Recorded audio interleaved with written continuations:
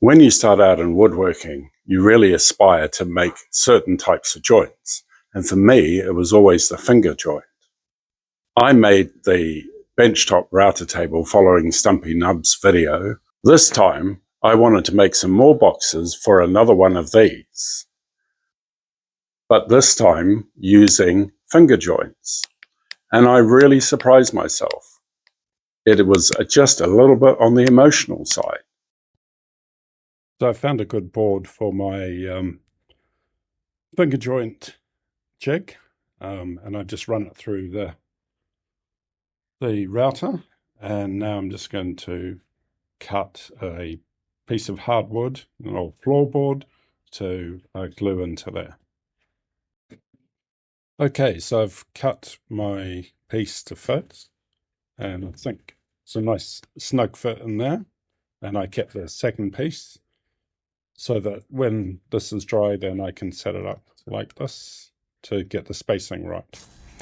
Okay, so I put glued the piece into the sacrificial fence, and then I've just placed this second piece next to it,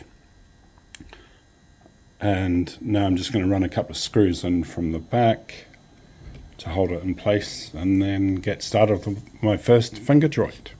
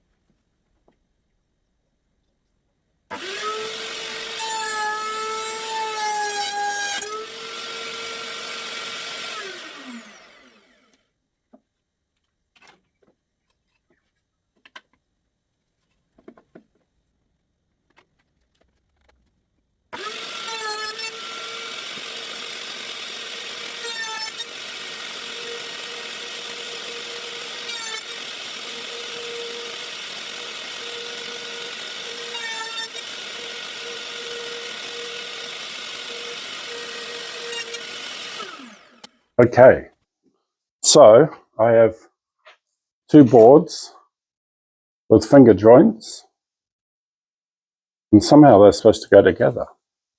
I think. Oh my God. Look at that. Bloody hell. That is so freaking awesome. And look, first time. Oh my God. Hey. Right, I'm going to do the same on, I'm going to do the other end of this board. This is so exciting. My God. Because they need to go the same, I don't know. I don't know what I'm talking about. They need to go the same. Need to be the same pattern on the bottom as the top. Otherwise, the box won't fit together. I am totally so excited.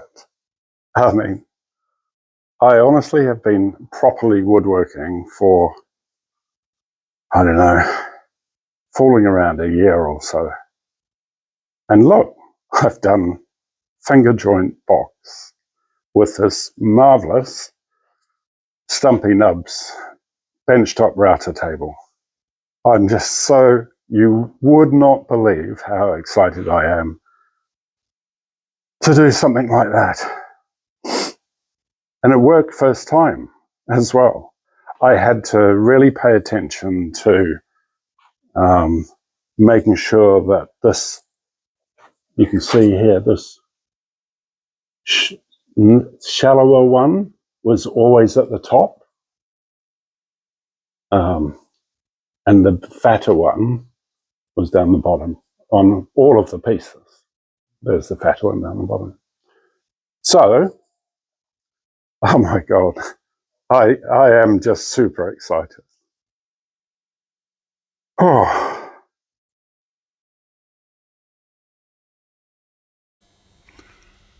You can also see here that my router bit is just a little bit taller than the actual wood that I'm using. And that does cause a problem when you're trying to put it all together and glue it up. So my advice is just make it very slightly less than what I have here, slightly above the width of the board or the depth of the board. The other thing is that you really should measure, let me get that in focus, you should really measure the boards you're going to use so you get an even spread of the fingers. You can see here I've got one finger on the end, which is very small, and I'm not happy with that. So I'm actually going to trim this right-hand edge down on all the pieces so that I have solid connections on the ends. Okay, so the next tip is I need to put a rebate in the bottom here to hold the base.